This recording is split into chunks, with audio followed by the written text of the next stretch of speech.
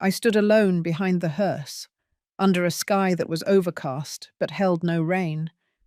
I was waiting for my daughter to see her father one last time, but all I received was a phone call. "Mum, I'm not going to be able to make it to Dad's wake. I've had Robert's birthday party scheduled for months, and all the important people are going to be there."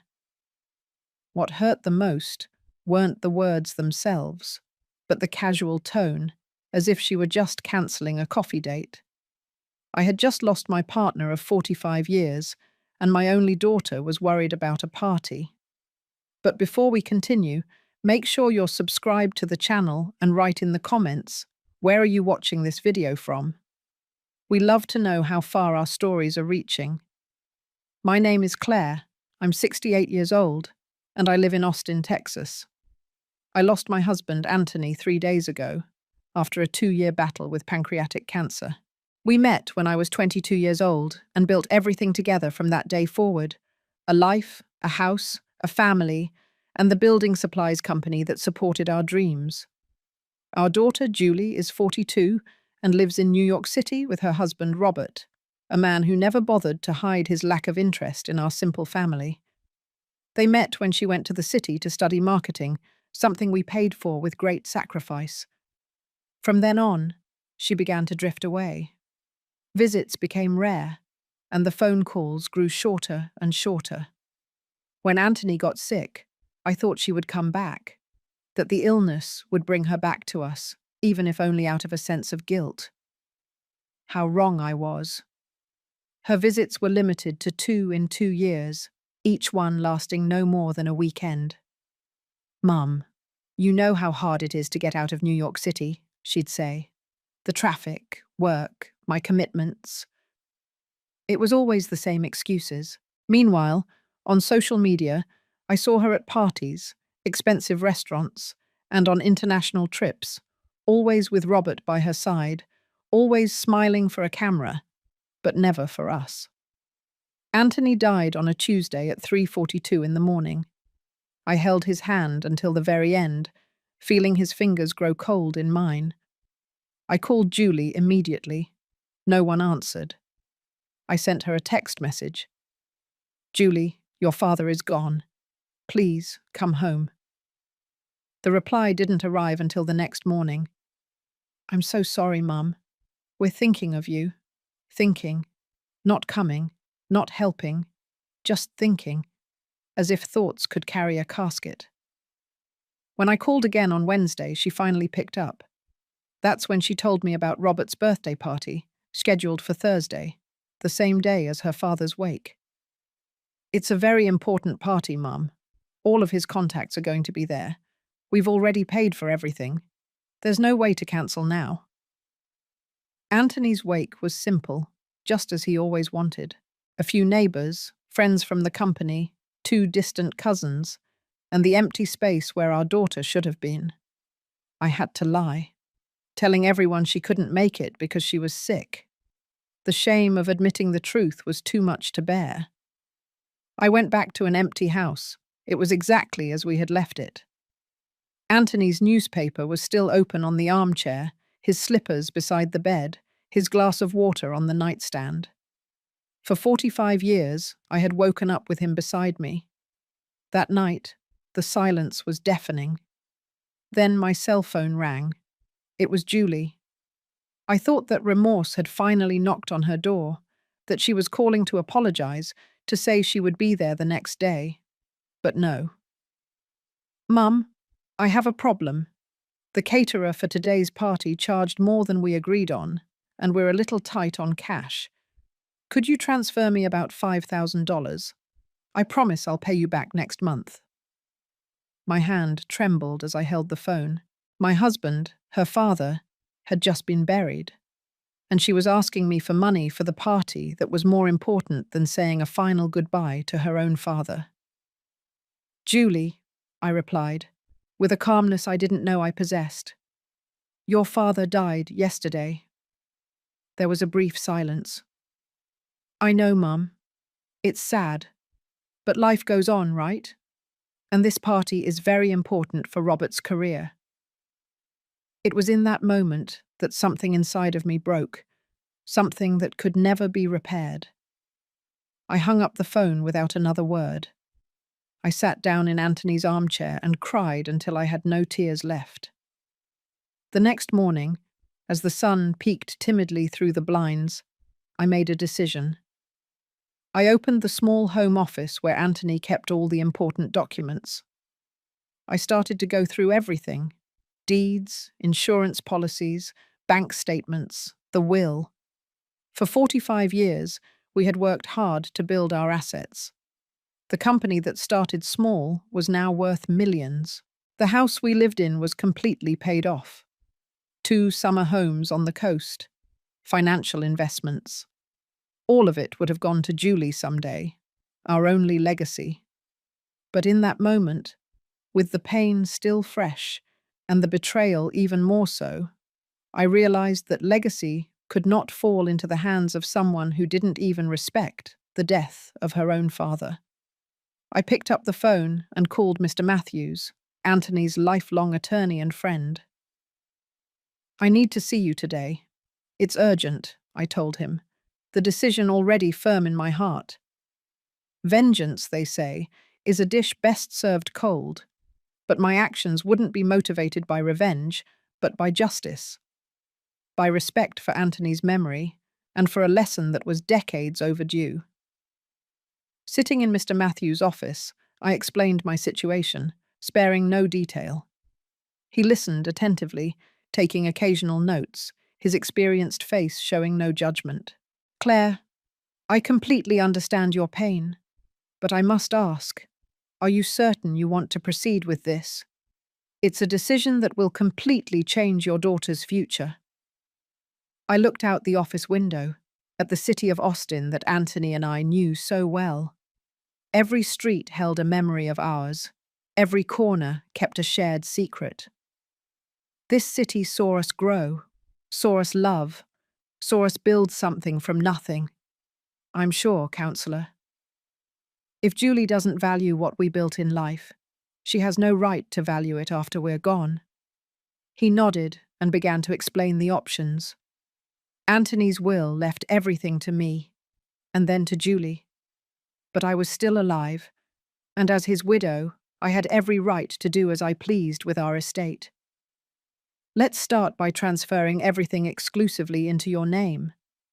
Then, we can create a foundation in Anthony's name," he suggested. "The entire estate will go to this foundation upon your passing, with specific guidelines on how it must be used." I spent the next few weeks immersed in paperwork, signatures, and meetings. The Anthony Anderson Foundation was officially registered 1 month after his death. Its purpose was to provide technical education for young people from low-income backgrounds who wanted to work in the construction trades. It was perfect. Anthony's legacy would be exactly what he always valued, giving opportunities to those who truly deserved them, not to those who took them for granted.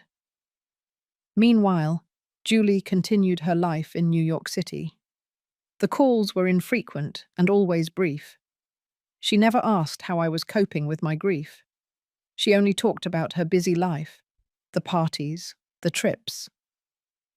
3 months after Anthony's passing, I received another call from her. "Mum, I have a problem. Robert wants to buy a bigger apartment, closer to downtown. We found the perfect one, but we need a down payment of $200,000. Could you lend it to us? With Dad's inheritance, that must be a small amount for you now." I felt my heart ache. Even in death, Anthony received no respect. Now he was just the inheritance. "Julie, I can't lend you that money." "What do you mean you can't, Mum? You always helped us. And now with everything Dad left, there is no inheritance, Julie." The silence on the other end of the line was almost palpable. "What do you mean there's no inheritance? Dad had the company, the house, the investments." "All of that is now part of the Anthony Anderson Foundation," I explained. "A charitable institution for young people who truly value opportunities." She exploded. There was screaming, accusations, threats. She said I couldn't do that the money was hers by right, that she would sue me. I listened to it all in silence, letting the storm pass. When she finally calmed down, I spoke with the same quiet resolve as before. Your father died, and you chose a birthday party over saying goodbye. No court in the world will sympathize with you, Julie. The money was ours, built with our sweat, and now it will help people who truly deserve a chance. She hung up on me. We didn't speak for weeks. During that time, I became actively involved with the foundation. I met incredible young people, full of dreams and determination. People who reminded me of a young Anthony, hardworking, honest, and grateful for every opportunity. We organized the first technical course in civil construction, fully funded by the foundation. 20 students were selected from hundreds of applicants. Seeing their eager and thankful faces on the first day of class brought me the first genuine joy I had felt since Anthony's death. One day while I was at the foundation's office, I had an unexpected visitor. It was Robert, Julie's husband. Dressed elegantly as always in his expensive suit and imported shoes, he walked in as if he owned the place. He smiled that smile that never reached his eyes. Claire, we need to talk. This whole foundation story has gone too far. Julie is devastated. I looked at him calmly. Robert, my daughter wasn't devastated when her father died. I doubt she's devastated now. His fake smile vanished. Ma'am, let's be practical. That money belongs to the family. Julie is the only child, the sole heir. And where was this sole heir when her father was being buried? Robert shifted uncomfortably in his chair. Look, that was a misunderstanding. We had commitments that couldn't be cancelled. A birthday party, Robert. A party. That was more important than her father's funeral. He took a deep breath, clearly trying to maintain his composure. The past is the past, Claire. What matters is the future. And Julie and I had plans for that money. And now 20 young people have a future thanks to that money, I countered. I think Anthony would prefer it this way. Robert's face turned red with rage. He stood up abruptly, knocking over his chair. You're going to regret this. We're going to contest that will, that ridiculous foundation. We are going to get back what is ours by right. I remained seated, looking at him calmly. Do what you feel is best, Robert. But remember, court proceedings are public. Everyone will know why you're contesting it. Because my daughter chose a party over saying goodbye to her own father. He stormed out, slamming the door so hard that the pictures on the wall trembled. But I didn't care. For the first time in a long time, I felt that Anthony would be proud of me. The following months were a whirlwind of emotions and events. As promised, Julie and Robert filed a lawsuit to contest the creation of the foundation and the transfer of assets. They alleged that I was mentally unstable after Anthony's death and had been manipulated by malicious people. The process was painful. I had to relive Anthony's death several times, explain to strangers why my only daughter didn't attend her father's funeral, and justify decisions that should have been mine alone. Mr. Matthews was tireless. He gathered all the necessary evidence, text messages, call records, and documents signed by Anthony while he was still alive that demonstrated his desire to help young people in need. Even Julie's social media posts from the day of the funeral, showing smiling photos from Robert's birthday party while I was burying my husband, were included in the case file. The judge took only 3 months to deliver a verdict. The foundation was legitimate, the assets had been legally transferred, and I was in full possession of my mental faculties when I made the decision. Julie and Robert lost, and they lost spectacularly. The news spread quickly through Austin. Anthony's friends, the company's employees, even the neighbors, everyone found out. The couple who was once invited to every social event in New York City suddenly found themselves ostracized. No one wanted to be associated with people who would skip their own father's funeral for a party.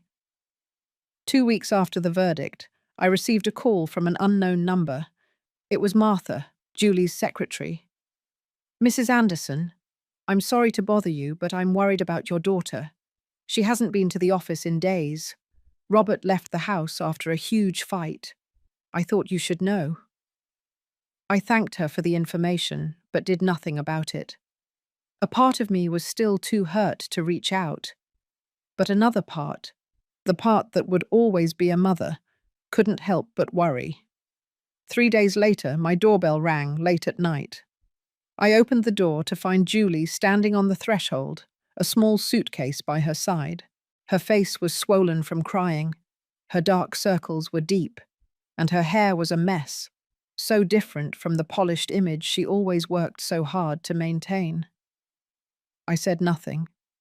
I just opened my arms, and she collapsed into them, sobbing. I let her in. I made some tea while she settled into her old room. We sat in the living room in silence for a long time.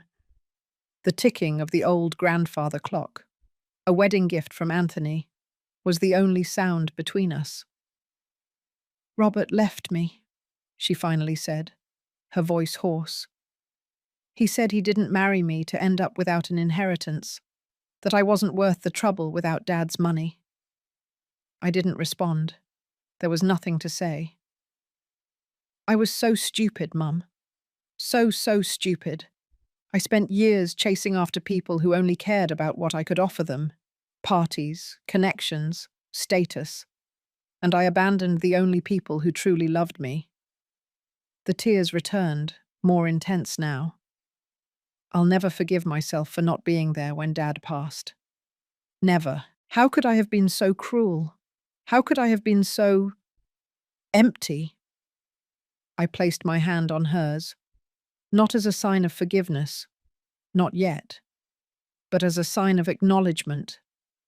Acknowledgement that maybe, just maybe, she was finally seeing the truth. "What can I do, Mum? How can I fix this?" I glanced at the grandfather clock. Anthony always said that a clock only stops when it's beyond repair. But he also used to say that almost anything in life can be rebuilt, if there's enough will. "I don't know if you can fix it, Julie. Some things, once broken, are never the same again. But maybe we can build something new from the pieces." The next morning, I took Julie to see the foundation. I showed her the young people studying, learning trades that would change their lives.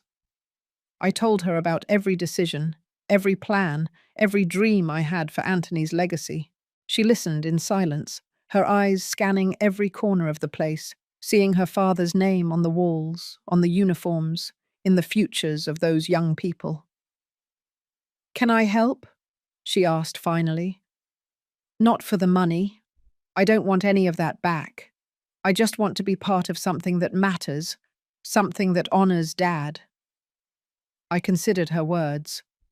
I thought about all the years of neglect, the pain, the final betrayal of her not being there when Anthony needed her most. But I also thought about what he would say in that moment. The foundation needs someone with a background in marketing, someone who can tell our story, attract sponsors, expand our reach. A small smile appeared on Julie's face. Not the fake smile from her social media photos, but something softer, more genuine. It wouldn't be easy. Trust, once broken, takes a long time to rebuild.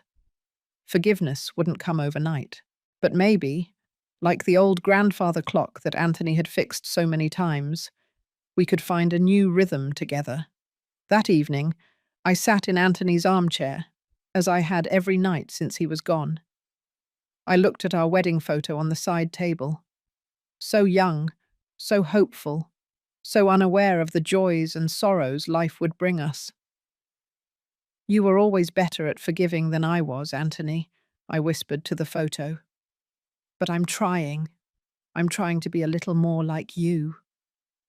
The grandfather clock continued its steady ticking, marking not just the time that passes, but also the time that heals. Slowly, painfully, but inevitably. 6 months had passed since Julie came home. 6 months of slow, painful reconstruction. It wasn't easy. There were days of heavy silence, nights of crying, and mornings of awkwardness. But there were also moments of genuine connection, of unexpected laughter, of shared memories of Anthony that made us feel his presence again. Julie took over the Foundation's communications with a dedication that surprised me. She used her New York City contacts to secure important partnerships, expanded our social media presence, and organized events that attracted donors and volunteers. Her marketing skills, once used only to promote superficial products and an empty lifestyle, now served a greater purpose. One afternoon, as we were organizing the graduation ceremony for the Foundation's first class, she showed me something on her phone. "Look, Mom, Robert is getting married again." On the screen, I saw her ex-husband smiling next to a blonde woman who was showing off an ostentatious diamond ring. The caption said something about finding true love and starting a new life. Julie just shrugged. "I heard her father owns a hotel chain. Looks like he found another inheritance to chase." There was no bitterness in her voice, only a calm observation, as if she were talking about a stranger, someone she never really knew. "Do you miss him?" I asked, curious. She thought for a moment. "Not him. I miss the idea I had of him, of the life I thought we were building. But it was all an illusion, wasn't it? I was so busy trying to impress people who didn't care about me that I didn't even realize I was married to someone who didn't care either." I placed my hand on hers. "Sometimes we need to lose everything to find what truly matters." Julie smiled. "Like Dad always said, the value of things isn't in how long they last, but in the intensity with which they happen." I was stunned. "You remember that?" "I remember a lot more than I ever let on, Mum. I was just too busy pretending to be someone else to admit it." On graduation day, 20 young people received their diplomas in civil construction techniques. Each of them had a story of overcoming adversity. Each of them had a bright future ahead, thanks to Anthony's vision and the legacy we built together. When the last name was called, Julie went up to the stage. It wasn't planned. She hadn't told me she was going to do it. I saw the nervousness on her face as she adjusted the microphone. "Good evening, everyone. My name is Julie Anderson, daughter of Anthony Anderson, for whom this foundation is named."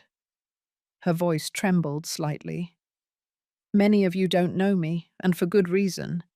I spent years running away from this place, from this city, from these people, running from what I considered a life that was too simple for my big dreams." She paused, taking a deep breath. "My father died 9 months ago, and I wasn't there to say goodbye." A murmur went through the auditorium. Some of Anthony's closest friends, who were in attendance, looked at me with compassion. I was too busy with a party, with appearances, with people I thought were important. I made the worst mistake a daughter can make, failing to recognize the value of unconditional love until it was too late. Tears began to stream down her face, but she continued. "Seeing all of you here today, I see my father's true legacy, not in material assets that I tried to claim as my own by right, but in the opportunities he always wanted to offer to those who truly deserve and value them." She looked directly at me in the audience.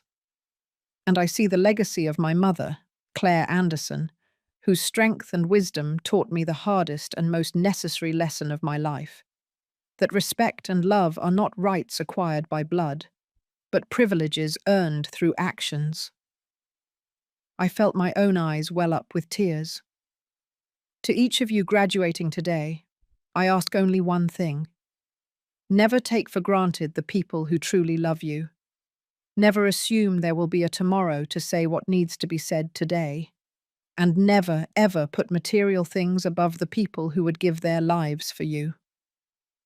When she came down from the stage, the entire auditorium was on its feet, applauding, not just for the bravery of her public confession, but for the echo of truth her words stirred in every heart present. That night, we went home together. We sat on the porch watching the stars, just as we used to when she was little, and Anthony would teach us the constellations. "You know, Mum," Julie said softly, "I always thought success was about having more money, more status, more connections. But now I see that success is needing less to be happy." I smiled, thinking how Anthony would have said the exact same thing. "Do you think he would forgive me?" she asked, her voice barely a whisper. "Your father?" In a heartbeat. He was never one to hold a grudge. "And you, Mum? Do you forgive me?" I looked at my daughter, not the elegant, artificial woman she had become in New York City, but the curious little girl who used to follow Anthony around the construction site, fascinated by every brick, every board, every nail. "I'm learning to forgive, Julie. A little more each day." She nodded, understanding that it was the best I could offer at that moment. Complete forgiveness was still on the horizon, but we were walking in the right direction. The old grandfather clock chimed midnight, as it had every night since Anthony hung it there decades ago. Its familiar ticking was a constant reminder. Time passes, wounds heal, life goes on. And sometimes, just sometimes, you have to break something to rebuild it stronger. A year after Anthony's death, the Anderson Foundation had graduated 3 classes and expanded to 2 new cities. What began as an act of justice, or perhaps revenge, had transformed into something much bigger. Something even I couldn't have imagined. Julie and I found a new balance together. She decided to stay in Austin, renting a small apartment near the foundation. She started dating a math teacher who taught our students, a simple, honest man, as different from Robert as one could imagine. One Sunday afternoon, while we were cleaning out Anthony's office, something I had put off for so long, we found an old box in the back of the closet. Inside were dozens of letters, yellowed with time. "What are these?" Julie asked, picking one up. I recognized the handwriting immediately. "They're letters your father and I wrote to each other when we were young, before we got married." Julie carefully opened one, the paper fragile after decades in storage. "My dearest Claire," she read aloud. "Today I visited the plot of land where we'll build our future home. It's still just a piece of dirt, but I closed my eyes and could see it all. The porch where we'll have coffee on Sunday mornings, the room where our children will sleep, the garden you've always dreamed of having. I don't have much to offer you, other than calloused hands and a heart full of dreams, but I promise to build a future where you will never have to doubt my love." Julie's voice broke. She looked at me, her eyes shining with tears. "He really kept that promise, didn't he? He built all of this for us." I nodded, unable to speak. The pain of loss was still sharp, but now it was mixed with a deep gratitude for the years we had together. We spent the rest of the afternoon reading the letters, laughing and crying at the words of love, the plans, the dreams. Some realized, others not.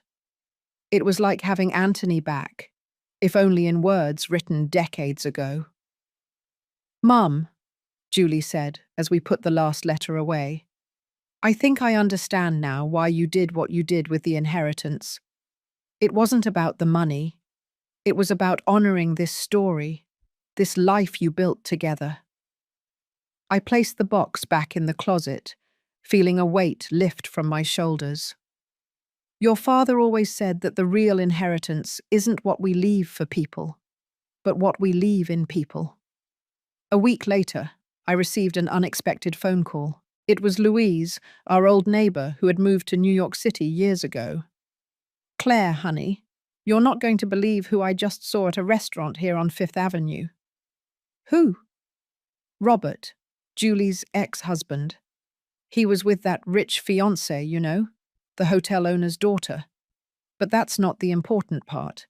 The important part is what I overheard." I sat down, sensing the gossip would be juicy. They were arguing at the table next to mine, something about the prenuptial agreement her father is demanding. Robert was furious. He said something like, "I've been through this before. I'm not falling into that trap again." And you won't believe what she said back to him.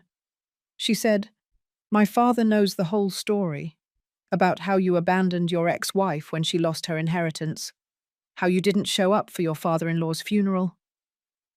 An involuntary smile formed on my lips. "Her whole family knows the story, Claire. The father made sure to investigate his future son-in-law's past, and now he's demanding an ironclad prenup, saying he doesn't trust someone who would skip his own father-in-law's funeral." A year had passed since I changed everything in my life. A year since I decided Anthony's legacy would not fall into ungrateful hands. The news about Robert didn't surprise me. People like him rarely change. They just find new prey. "Karma really is something, isn't it?" I said to Louise, unable to completely hide the satisfaction in my voice. "You have no idea. They say he's desperate. The rich fiancé threatened to call off the wedding if he doesn't sign, and her parents are scrutinizing every step of his life." After I hung up, I reflected on how life comes full circle. I didn't wish Robert ill. That would be giving him more importance than he deserved. But there was a certain poetic justice in seeing him face the consequences of his own actions. The following week, the foundation had an important visitor. A major developer in the construction industry, an old friend of Anthony's, came to see our work. He was so impressed that he offered to hire every graduate from the next class. "Anthony would be proud, Claire," he said, looking around in admiration. "To turn pain into something so beautiful. Not everyone can do that." Julie was by my side during the visit. I realized how much she had grown in that year, not in age, but in wisdom. The shallow, self-centered woman who abandoned her father on his deathbed seemed to have vanished completely. In her place was someone who arrived early and left late from the foundation, who knew every student by name, who cried at graduations as if they were her own children graduating. Someone who finally understood the real value of things. One Saturday afternoon, as we were having coffee on the porch, a habit we had revived from old times, Julie surprised me with a question. "Mum, do you think I still have the right to visit Dad's grave?" The question caught me off guard. In all this time, we had never talked about it.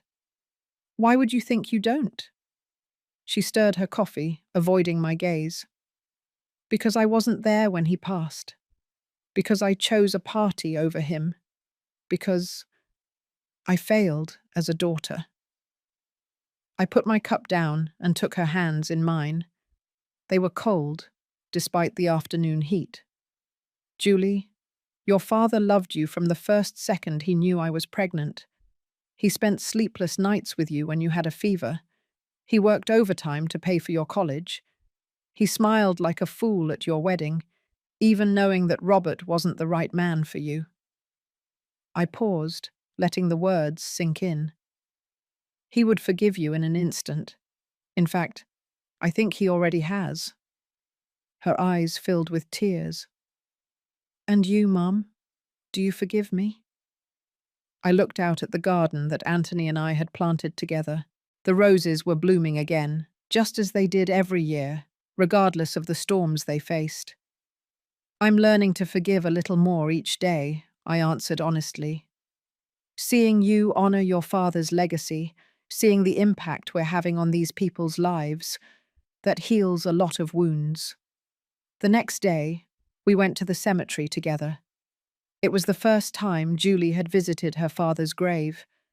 We brought flowers, not expensive roses from a florist, but simple daisies from our garden, Anthony's favorite. Julie knelt before the headstone, tracing the letters of his name with her fingers. She spoke softly, as if having a private conversation. I respected her moment, standing a few feet away. When she was finished, her eyes were red, but there was a serenity on her face that I hadn't seen in years. "You know," she said as we walked back to the car, "for so long, I believed happiness was having everything I wanted. Now I know it's wanting everything I already have." I smiled, recognizing Anthony's words. He always used to say that when we were just starting out, when everything we owned fit into 2 suitcases.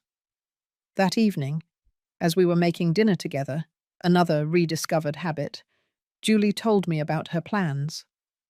"I've been thinking, Mum.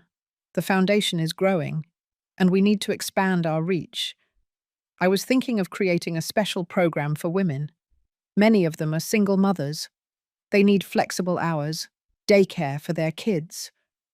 Her eyes sparkled as she spoke, her hands gesturing excitedly, just like Anthony did when he was excited about a new project. "We could call it the Rena program, in honor of the nickname Dad used to call you." I felt a lump in my throat. Anthony was the only one who ever called me that, a nickname born in our early dating days that remained our little secret of love. "How do you remember that?" Julie smiled, a genuine smile that lit up her eyes. "I remember a lot more than I ever let on, Mum. I remember Dad calling you that when he thought no one was listening. I remember the way your eyes would light up when he came home. I remember the 2 of you dancing in the living room with no music, just because."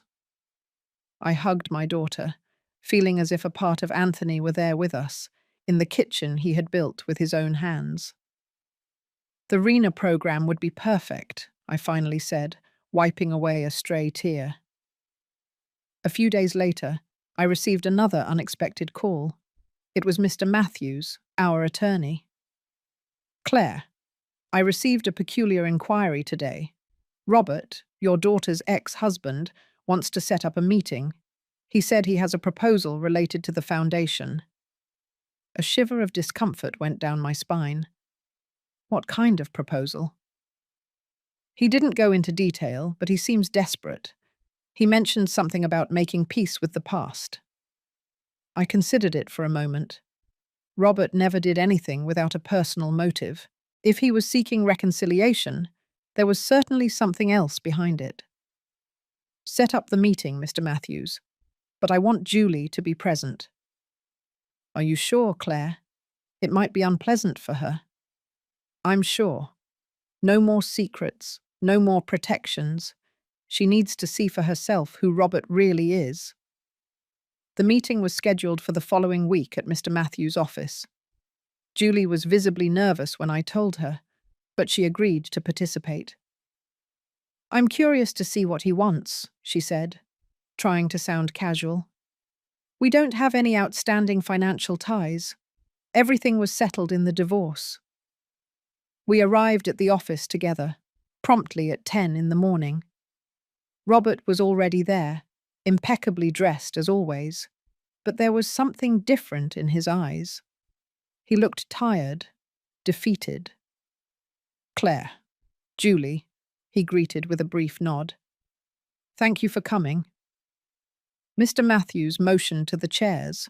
We all sat around his polished mahogany table. "All right, Mr. Thompson, the floor is yours. What is this proposal you have for my clients?" Robert cleared his throat, clearly uncomfortable. "First of all, I want to apologize. For everything. I know I don't deserve forgiveness, and I'm not asking for it. But I want you to know that I recognize my mistakes." Julie and I exchanged a glance. This did not sound like the Robert we knew. "As you may know, my engagement has ended. Camille's family discovered certain things about my past, about how I behaved when Anthony passed away. Ah, there it was. The real reason behind the apology. I lost everything. My reputation, my contacts, my guaranteed future.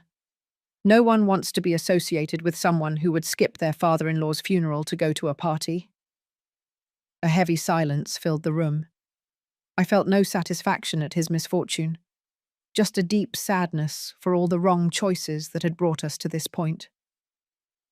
"And what does that have to do with us, Robert?" I finally asked. He took a deep breath. "I want to make a donation to the foundation. Everything I have, my apartment, my car, my savings. It's not much, but it's all I have left." I was genuinely surprised. Why? Because I need to do something right for the first time in my life. Because I want Anthony's name to be associated with something positive, not the scandal I caused. And because he looked at Julie. Because I hope that one day when people hear my story, they'll see that even someone like me can change. Julie was pale, her hands gripping the arms of her chair so tightly her knuckles were white. "It's convenient that you want to change just when you've lost everything, don't you think?" she said, her voice trembling slightly. Robert nodded. "Yes, it is convenient. And pathetic. I'm not pretending to be noble, Julie. I'm desperate. But the donation is genuine, with no strings attached. You can use the money however you want. I don't want any recognition. I don't want my name on anything. I just want to fix a little bit of the damage I caused." I looked at Mr. Matthews, who gave a slight nod, indicating it could be a legitimate offer. "We'll consider it," I finally replied. "Mr. Matthews will review the details and be in touch." Robert stood up, looking relieved just not to have been immediately rejected. "Thank you, As he left, Julie slumped back in her chair, letting out a long sigh. "What do you think?" I asked her. "Honestly, I think he's desperate and saw the foundation as a way to clean up his image. But that doesn't mean we should turn it down. The money can help a lot of people, regardless of his motivation." I smiled, proud of the wisdom she showed. Exactly what your father would have said. 2 years had passed since Anthony's death. The Anderson Foundation now occupied an entire building, offering technical courses in civil construction, electrical work, plumbing, interior design, and basic architecture. The RENA program, dedicated to women, was graduating its 3rd class with a 95% employment rate. Robert's donation, which we ended up accepting, was allocated entirely to that program. We never saw or heard from him again, only occasional rumors that he was working at a construction company in a small town, starting over from scratch as a salesman. Julie and I found our new normal. She continued to live in her own apartment, but we had dinner together several times a week. I met her boyfriend Mark, the math teacher, a kind man with an easy smile and attentive eyes, who treated her with a genuine respect she had never received from Robert. One Sunday afternoon, as we were organizing an anniversary party for the foundation, Julie called me over to look at something on her phone. "Look at this, Mom. One of our students from the very first class." On the screen, I saw a smiling young man next to a small but well-built house.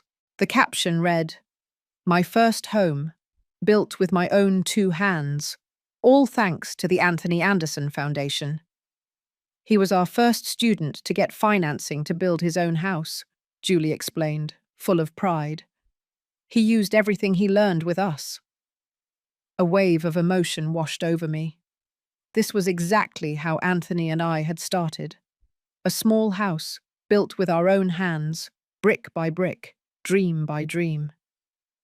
"Your father would be so proud," I said, my voice thick with emotion. "Of both of us," Julie completed, taking my hand. That night, I sat in Anthony's old armchair, as I did every night.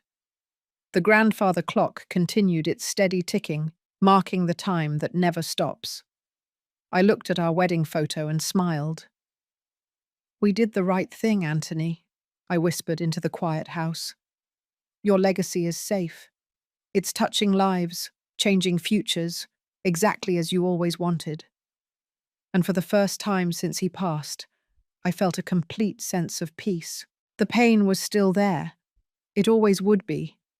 But now it coexisted with something stronger. The certainty that our love never really ended. It just transformed into something bigger than ourselves. The grandfather clock struck midnight, as it had for decades. I closed my eyes and could almost feel Anthony beside me, his scent of sawdust and coffee, his calloused hand on mine.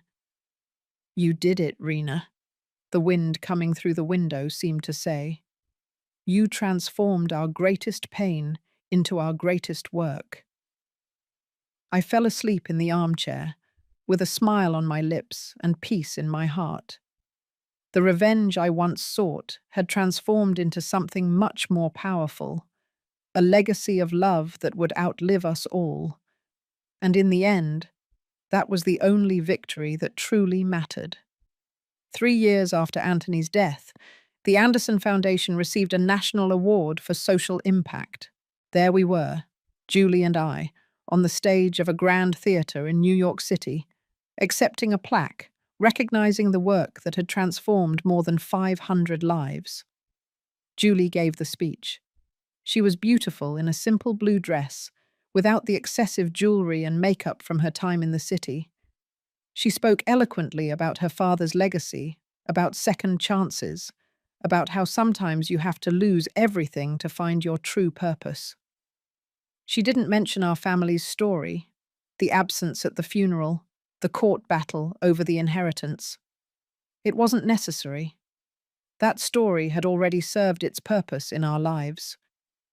Now we were writing a new chapter. In the audience, I saw familiar faces, graduated students, dedicated teachers, partners who believed in our vision. And among them, to my surprise, was Robert, sitting discreetly in the back, not drawing attention, just watching. Our eyes met briefly. He gave a small nod, which I returned. There was no longer anger or resentment, only the silent acknowledgement that we are all capable of terrible mistakes, and perhaps of redemption. When we returned to Austin, I found an envelope in the mail. Inside was a handwritten letter from Robert and a substantial check for the foundation. Claire and Julie, congratulations on the well-deserved recognition. Seeing what you have built from so much suffering is inspiring. I can never make up for the pain I caused, but I hope this additional contribution helps to expand the foundation's work even further. I am rebuilding my life from scratch, as a salesman at a small construction company. It's honest work, for the first time in my life.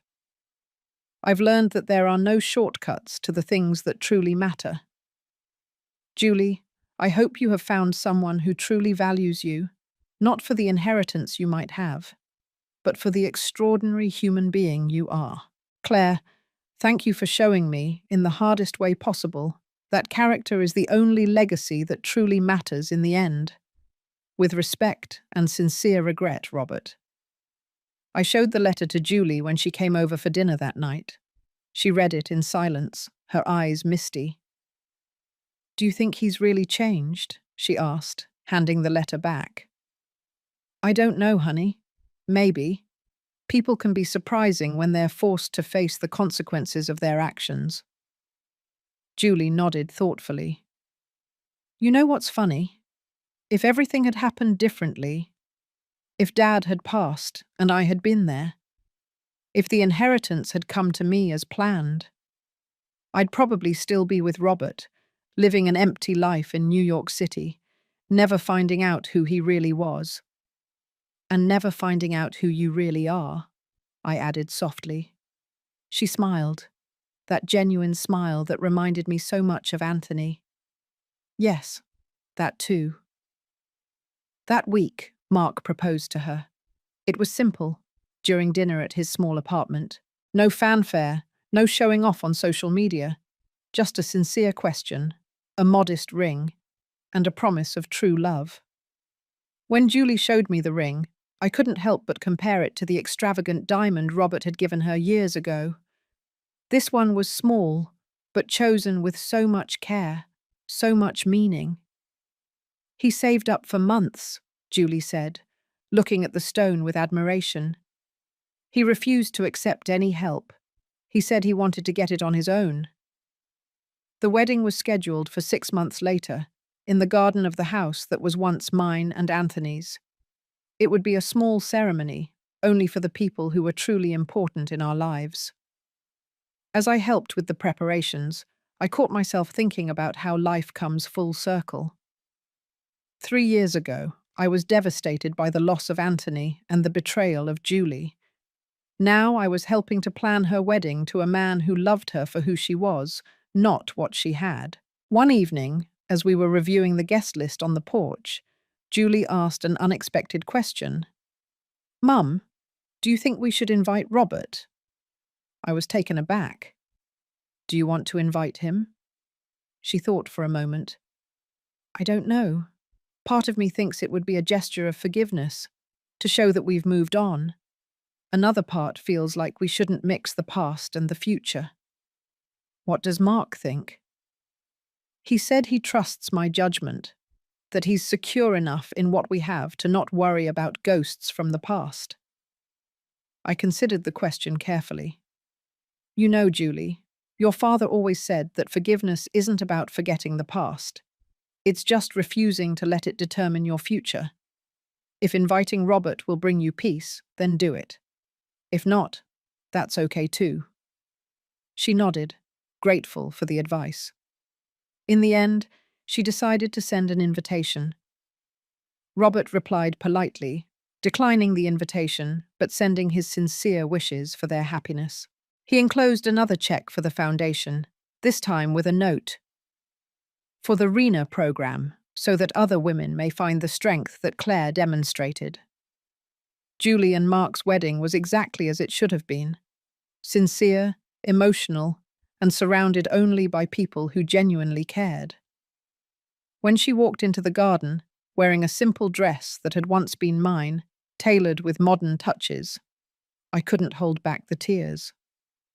"Anthony should be here," I whispered to myself. A gentle breeze rustled the flowers in the garden as if in response, and for a brief moment, I felt as if he were there, by my side, smiling that smile that lit up his eyes. During the reception, one of the graduates from the Foundation's first class, now a successful contractor, approached me. "Mrs. Anderson, I wanted to thank you personally. You and Mr. Anderson changed my life. Today, I have my own crew, I built my own house, and my kids have a future." His eyes were moist, his gratitude palpable. "I'm thinking of starting a similar program in my hometown, a place where kids like me can learn a trade, have a chance. If you could give me some guidance." I looked at him. I looked at Julie, dancing happily with her new husband. I looked at the blooming garden that Anthony and I planted decades ago. Everything was connected. It all made sense now. "It would be my pleasure," I replied, feeling a quiet happiness wash over me. Anthony's legacy wasn't just the foundation, or the houses we built, or even our daughter. It was something more subtle, more profound. It was the way his love and his values lived on, spreading like ripples in a lake, touching lives he never knew. And my legacy? Well, maybe it was the courage to turn pain into purpose, betrayal into wisdom, and revenge into true justice. That night, after all the guests had gone, I sat alone in the garden, looking up at the stars. The old grandfather clock chimed midnight inside, punctual as always. "We did it, Anthony," I whispered to the starry sky. "Our story didn't end the way we imagined, but maybe it ended exactly as it was meant to." A shooting star streaked across the sky, bright and fleeting. I smiled, remembering how Anthony used to say that shooting stars were kisses, sent by those who have already passed on. And in that moment, I knew with certainty it had all been worth it. Now, if you liked this story, click subscribe and tell me in the comments which part left you speechless. Oh, and don't forget to become a member to get access to exclusive videos that I don't post here. I'll be waiting for you there.